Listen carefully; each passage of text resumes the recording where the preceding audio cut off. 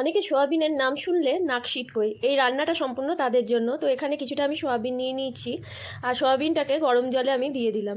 সোয়াবিনটা ফুটানোর সময় একটু গরম মশলা দিয়ে দেবো, একটু নুন দিয়ে দেবো। তারপর এটাকে একটু ভালো করে নেড়ে চেড়ে তারপর সামান্য একটু আমি হলুদ উপর থেকে দিয়ে দেবো। এরপর সোয়াবিনটা হালকা ফুটে গেলেই গ্যাসটা বন্ধ করে রেখে দেবো। আর এখানে আমি পেঁয়াজ কুচি, আদা, রসুন নিয়েছি, আর কিছুটা ধনেপাতা, কাঁচা লঙ্কা। আর সোয়াবিনটা সেদ্ধ হয়ে গেছে, তারপর জল চিপে নিয়ে সোয়াবিনটা নিয়ে নিয়েছি।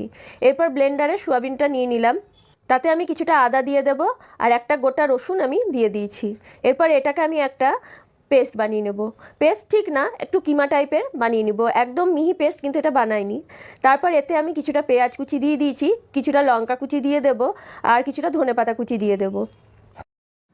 এরপর কিছুটা গুঁড়ো মশলা দিয়ে দিব, কিছুটা গরম মশলা গুঁড়ো দিয়েছি, কিছুটা জিরে গুঁড়ো, কিছুটা হলুদ গুঁড়ো দিয়েছি, আর সামান্য একটু আদা রসুন কাঁচা লঙ্কার পেস্ট দিয়েছি, 3 চামচ মতো কর্নফ্লাওয়ার দিয়েছি, আর বেসনটা আন্দাজ করে দিয়েছি, প্রথমে 2 চামচ মতো দিয়েছিলাম।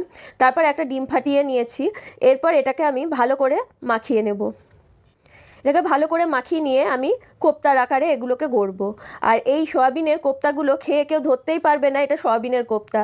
যারা সয়াবিন দেখে নাক সিটকোয়, এটা তাদেরকে করে খাওয়াবেন, তারা ধরতেই পারবে না এটা সয়াবিনের কোপ্তা। আমি অনেকেই খাইয়েছি, কিন্তু অনেকে এটা বুঝতেই পারেনি এটা সয়াবিন দিয়ে বানিয়েছি। আর খেতে কিন্তু খুব ভালো হয়। আর এটা নিরামিষভাবেও বানানো যায়, পেঁয়াজ রসুন এগুলোকে স্কিপ করে যাবেন তাহলেও হবে। তো তেল গরম বসিয়ে সোয়াবিনের কোপ্তাগুলো আমি একে একে ভেজে নেব। আর কোপ্তাগুলোকে কিন্তু দুপিট একটু লাল করে ভেজে নিতে হবে।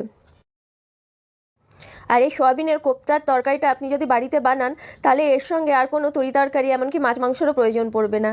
এটা দিয়ে শুধু ভাত কিংবা রুটি খেতে খুব ভালো লাগে। আমি একে একে অনেকগুলোই কোপ্তা ভেজে নিয়েছি। তারপর ওই তেলের মধ্যে জিরে দিলাম, আর একটা শুকনো লঙ্কা ফোড়ন দিয়েছি। তারপর দুটো মিডিয়াম সাইজের পেঁয়াজ কেটে রেখেছিলাম, সেই পেঁয়াজটা তেলের মধ্যে দিয়ে ভালো করে লাল করে ভেজে নেব। পেঁয়াজটা ভাজা হয়ে গেলে তাতে আমি দুটো আলু দিয়েছি মিডিয়াম সাইজের। এরপর আলুটাকেও লাল করে ভেজে নেব। যদি মনে করেন আলু ছাড়া করবেন তাও ভালো লাগবে।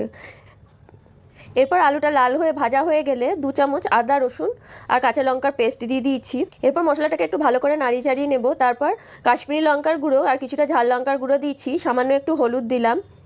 এরপর মশলাটাকে আবার একটু ভালোভাবে নাড়িয়ে চাড়িয়ে নেব, আর মশলাটা যাতে না লেগে যায় ওই জন্য সামান্য একটু জল দিয়ে দিলাম। এরপর এই রান্নাটার মধ্যে সামান্য একটু আমি মিট মশলা গুঁড়োও দিয়েছি, আর আন্দাজ মতো নুন দিয়ে দিলাম। এরপর মশলাটাকে আবার একটু ভালোভাবে কষিয়ে নেব। মশলাটা যাতে না পুড়ে যায় সেই জন্য সামান্য একটু জল দিয়ে মশলাটাকে আমি কষিয়ে নিচ্ছি। তারপর সামান্য একটু আমি গরম মশলা গুঁড়ো দিয়ে এটাকে একটু নাড়াচাড়া করে আমি কিছুক্ষণ ঢেকে রেখে দেবো। এরপর ঢাকা খুলে দেখি মশলাটা দিয়ে খুব সুন্দর তেল ছেড়ে এসেছে, আর পাশের গ্যাসে কিছুটা গরম জল বসিয়ে দিয়েছি।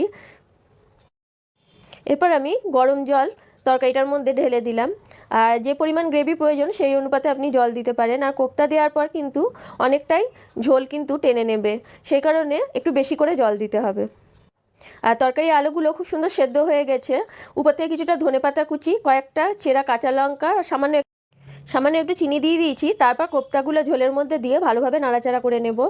কোপ্তাগুলো ঝোলের মধ্যে দেওয়ার পর ঝোলটা ফুটে গেলে গ্যাসটা বন্ধ করে দেব। সবশেষে সামান্য গরম মশলা ছিটিয়ে দেব, আর সামান্য একটু ঘি দিয়ে দেব। এরপর ঢাকা দিয়ে 10 মিনিট আমি রেখে দেব। আর আমাদের সোয়াবিনের কোপ্তা কারি একদম রেডি। আর আলুটা এখানে অপশনাল, কেউ যদি না দেবো মনে করেন তাহলে না দিলেও চলবে। তো সোয়াবিনের কোপ্তা কারিটা আমার একদম রেডি হয়েছে। আর এরকম একটা কোপ্তা কারি থাকলে আর কিচ্ছু প্রয়োজন হবে না তরি তরকারির। ভাত কিংবা রুটির সাথে অনায়াসে এটা খেতে পারেন, আর খেতে দারুণ হয়েছে।